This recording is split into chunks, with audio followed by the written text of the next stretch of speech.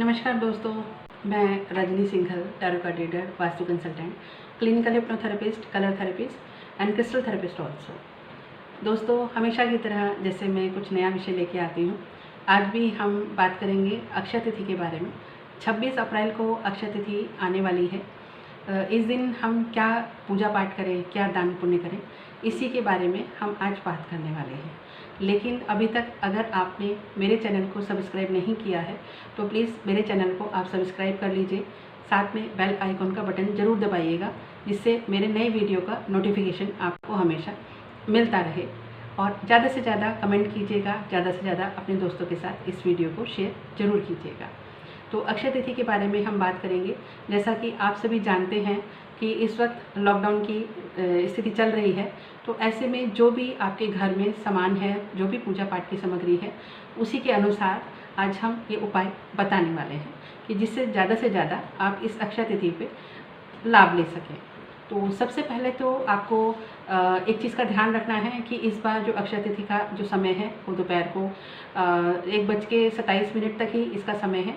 तो जो भी पूजा पाठ, जो भी दान पुण्य आपको करना है, इससे पहले ही आपको समाप्त करना होगा, जिससे कि आपको उसका फ़ायदा मिले, नहीं तो उसके बाद दूसरी तिथि शुरू हो जाएगी।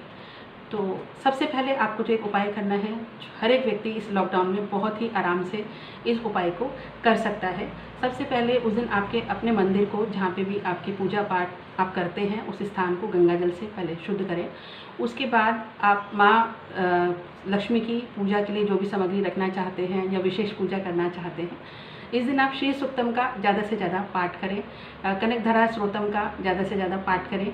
अगर इन दोनों पाठों को आप 16-16 बार करते हैं तो आप देखेंगे इसका जो लाभ है आपको बहुत ही अच्छा मिलेगा। भोग स्वरूप आप माँ लक्ष्मी को कच्चा दूध का भोग लगा सकते हैं। एक चीज़ का ध्यान रखिएगा कि उसमें आपको कुछ भी नहीं मिलाना है, ना चीनी मिलानी है, ना शहद मिलाना है, ना ड्राई फ्रूट्स, कुछ भी आपको नहीं मिलाना है। थोड़ा सा कच्चा दूध अपनी श्रद्धा के अनुसार आधी कटोरी, 1 कटोरी, जो भी आप चढ़ाना चाहें, उसको माँ लक्ष्मी को जरूर भोग स्वरूप चढ़ाएँ और पूरे परिवार को उसको बाद में प्रसाद के रूप में ग्रहण करना चाहिए, जिससे कि माँ लक्ष्मी की विशेष कृपा आप सभी को मिलती रहे। ये छोटा सा उपाय है, लेकिन इसका लाभ आपकी सुख, समृद्धि, सौभाग्य और धन के लिए बहुत ही अच्छा आपको मिलेगा। दूसरा एक उपाय आप कर सकते हैं इस दिन, क्योंकि माँ लक्ष्मी को गुलाब का जो पुष्प है वो अत्यंत प्रिय होता है।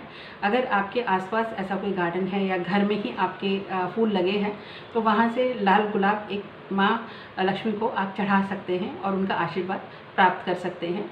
दूसरा, इस दिन आप महालक्ष्मी को एक भोग और भी लगा सकते हैं, क्योंकि थोड़ा सा दूध, दही, थोड़ा सा घी, शहद और गंगा जल, ये सब चीज़ें मिला के पंचामृत का भी अगर भोग आप उनको लगाते हैं और प्रसाद स्वरूप पूरा परिवार अगर उसको ग्रहण करता है, तो ये भी आपके लिए बहुत ही एक अच्छा सरल सा उपाय है। दूसरा एक और कि अगर आप कोशिश करते हैं, अगर आप सब्जी लेने जाते हैं लॉकडाउन में या फ्रूट्स लेने जाते हैं और अगर आपको मिल सके, ऐसे में अगर माँ लक्ष्मी को अक्षय तृतीया वाले दिन अगर अनार का भोग आप लगाते हैं, एक अनार प्रसाद स्वरूप उनको चढ़ाते हैं, तो उसका बहुत विशेष लाभ और विशेष कृपा आपको लक्ष्मी जी की प्राप्त होती है। तो ऐसा भी आप कर सकते हैं। दूसरा, चांदी की कटोरी में, या अगर चांदी की कटोरी आपके पास नहीं है तो स्टील की कटोरी में भी आप उनको खीर बना के, बहुत सारे मेवे डाल के, या नहीं अगर आपके पास है तो सिर्फ चावल और दूध की खीर बनाकर भी भोग स्वरूप आप माँ लक्ष्मी को चढ़ा सकते हैं। उसका भी उतना ही आशीर्वाद और उतना ही फल आपको प्राप्त अवश्य होगा।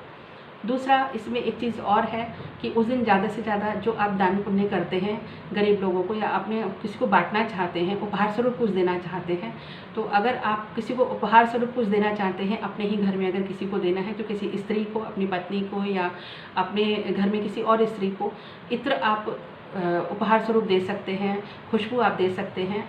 अपने पूजा स्थान में गुलाब की अगरबत्तियाँ आप जला सकते हैं अगर आपके पास अवेलेबल हैं।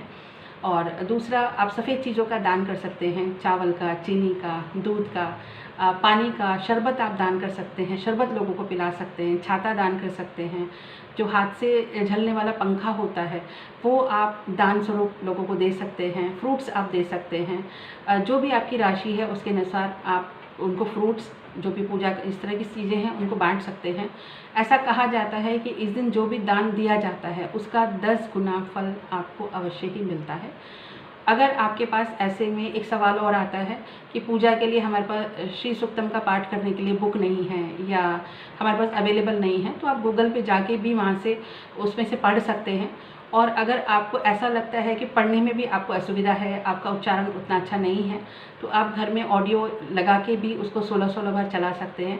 एक तो उससे आपकी घर की जो ऊर्जा है वो बहुत ज़्यादा सकारात्मक होगी और इसका फल भी आपको उतना ही प्राप्त होगा। माँ लक्ष्मी उतना ही आपको आशीर्वाद जरूर देंगी। आपके मन में श्रद्धा, विश्वास और भाव जरूर होना चाहिए, क्योंकि अगर श्रद्धा से, विश्वास से और भाव से अगर आप ईश्वर को एक फूल भी चढ़ाते हैं तो ईश्वर आपकी बात जरूर सुनते हैं और आपकी मनोकामना अवश्य पूरी करते हैं। तो जो भी आप कार्य करें उसको पूरी श्रद्धा और विश्वास के साथ करें। इसी प्रकार से आप 1-2 छोटे-छोटे उपाय और भी कर सकते हैं। इसके अलावा कि अगर आपको किसी को दूध से बनी हुई चीज़ें जो दान करनी है उनको भी आप ज़्यादा कर सकते हैं। दूसरा एक चीज़ है कि इसमें दूध का, दही का और फ्रूट्स का, चांदी का बहुत ज़्यादा समावेश रहता है पूजा पाठ में। आप एक चीज़ और कर सकते हैं कि ऐसे में अगर आपको नई चीज़ खरीद नहीं पा रहे हैं, ऐसे में बोलते हैं ना, सोना खरीदना चाहिए, चांदी खरीदना चाहिए, जो भी हम खरीदते हैं उस दिन उसका फल 10 गुना वो चीज़ बढ़ के हमारी ज़िंदगी में आती है। तो उसके लिए भी आप उस दिन संकल्प ले सकते हैं। अगर आपका प्रॉपर्टी खरीदने का कुछ चल रहा है, डिसीजन चल रहा है, तो आप उस दिन उसका संकल्प ले सकते हैं। गाड़ी खरीदने का संकल्प ले सकते हैं, शादी विवाह का कोई शुभ मुहूर्त के लिए संकल्प ले सकते हैं, तो उसका भी उतना ही फल आपको मिलेगा। अगर आप ऐसा कोई बिजनेस शुरू करना चाहते हैं उसका फल भी ऐसे ही मिलेगा। उस दिन आप संकल्प लेके इसका पूजा पाठ करके घर में स्वयं ही उसका संकल्प ले सकते हैं कि आज से मैं ये प्रॉपर्टी खरीद रहा हूँ या ये गाड़ी खरीद रहा हूँ या मैं इसकी डील कर रहा हूँ या नया व्यापार में शुरू करने जा रहा हूँ, तो तब भी आपको उसका उतना ही फल मिलेगा। इस चीज़ का आपको विशेष ध्यान रखना है।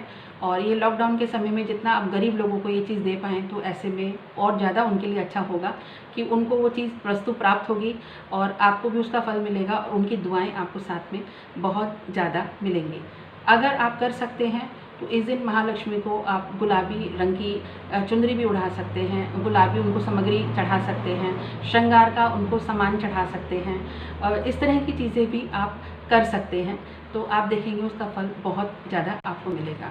स्त्रियों से मेरी एक विशेष नम्र निवेदन है स्त्रियों से कि इस दिन अगर जब वो महालक्ष्मी की पूजा करती हैं तो वो पूरा ट्रेडिशनल वियर में जो हम साड़ी पहनते हैं या जो हम एक लेडीज़ तैयार होते हैं पूरे श्रृंगार के साथ अगर वो महालक्ष्मी की पूजा करती हैं तो उसका रिज़ल्ट उनको बहुत अच्छा मिलेगा। दूसरा कि इसमें साफ़ सफाई का आपको बहुत ज़्यादा ध्यान रखना है। अगर आप अपने घर में श्रीयंत्र रखते हैं तो श्रीयंत्र में भी उस दिन आप उसको साफ़ शुद्ध करें गंगा जल से, और पंचामृत का या दूध का अगर उसको भी आप भोग लगाते हैं तो भी आपको महालक्ष्मी की, लक्ष्मी जी की बहुत ज़्यादा कृपा प्राप्त होगी और आपका घर हमेशा धन धान्य से, समृद्धि से परिपूर्ण रहेगा। चीज़ें ज़िंदगी में बहुत छोटी होती हैं, उपाय बहुत छोटे देखने में लगते हैं, लेकिन इनका जो लाभ आपको मिलता है, जो इनका रिज़ल्ट आपकी लाइफ में आता है, जो चीज़ें आपकी लाइफ में परिवर्तित होती हैं, वो कुछ समय के बाद आपको अवश्य देखने को मिलेंगी। तो इन्हीं शुभकामनाओं के साथ, मंगल कामनाओं के साथ मैं ये आप सभी के साथ कहना चाहूँगी कि माँ लक्ष्मी आपकी सभी मनोकामना पूरी करे, आपको ज़्यादा से ज़्यादा उनका अगले प्रोग्राम में फिर कोई नया एक विशेष उपाय में लेके आऊँगी। तब तक के लिए मुझे आज्ञा दीजिए। नमस्कार, प्रणाम, राम राम।